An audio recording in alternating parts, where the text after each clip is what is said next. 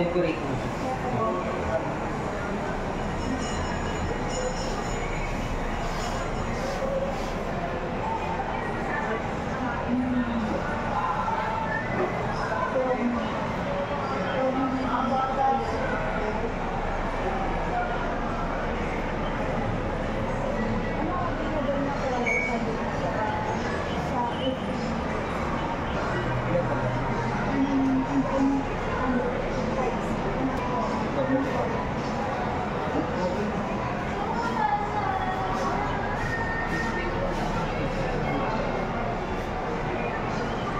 So guys, pag gagamitin nyo po ay Security Bank, 36 months to pay po yan. Ito po yung price nila. Naka-base po yan sa cash price.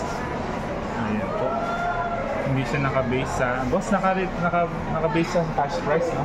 Yes po, kapag kayo Union Bank. Union Bank. Pag Security Bank, installment price po tayo. installment price.